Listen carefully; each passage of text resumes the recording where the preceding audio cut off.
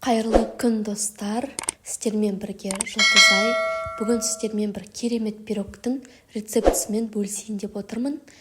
Я сметаникқа ұқсайды, бірақ мүлдем сметаник емес. Қазір сіздерге рецептісін көрсетіп кетемін. Алдымен жұмыртқаның сары уызы мен ақ уызын бөліп алатын боламыз. Ақ уызға мүлдем сарысы түсіп кетпеу керек. Енді сары уызымызға қантымызды қосып, сары майымызды қосып, әбден араластырып алатын боламыз.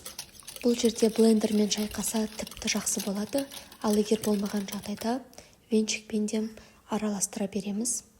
Енді ұнымызды қосып, оған разрыхителімізді салып, және де ванилин қосатын боламыз. Қамырымызды жасауға кірісеміз. Бұл жерде венчикпен әбден араластырып, одан кейін қолымызбен басып алатын боламыз. Қамыр өте жұп-жұмсақ, сондай эластичный болып шығады. Дайын қамырдың кішкентай бөлшегін осылай бөліп алып, пищевой пленкаға орап, морозилкаға салып қою керек. Ол бізге артынан қажет болады. Міндетті түрде морозильникқа салып қойыңыздар. Мен формаға осылай ұн сеуіп аламын. Сол кезде қамырымыз жабыспайтын болады піскен кезде. Енді дайын қамырымызды осылай жан-жағына жайып алатын боламыз. Көп жағдайда бұл пирогты сметаникқа ұқсатып жатады, бірақ дәл осы рецептпен жасасаңыз, бұл пирогтың дәмі ерекше болып шығады.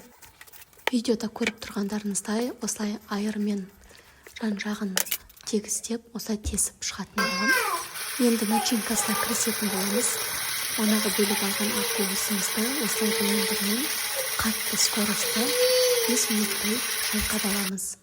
Бізде однородный масса шығу керек. Сол массамызға 400 грамм қаймағымызды қосып, қантымызды салып, крахмал қосатын боламыз міндетті түрде.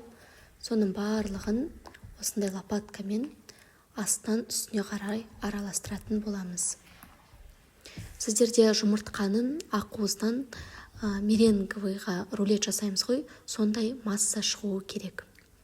Енді формамызға құятын боламыз. Бұл жерде менде форма 24 см, бірақ төмен болғандықтан мен массаның жартысын құйдым. Менен бұл массадан 2 пирог шығатын болады. Ал егер сіздерде формаларыңыз биіктеу болса, онда толық құйып, биік, сондай әдемі пирог шығаруларыңызға да болады. Морозилкаға салып қойған кішкентай бөлігін алып, осылай теркадан өткізіп аламыз. Және де пирогтың бетіне бір келкі қып, осылай видеодағыдай салып шығасыздар. Осындай керемет пирогтың рецептісімен жақындарыңызды қуантыңыздар. Рецепт ұнаған жағдайда каналға подписаться етіп, комментарий жазып, лайк қойып кетіңіздер. Сіздерге көп-көп рахмет.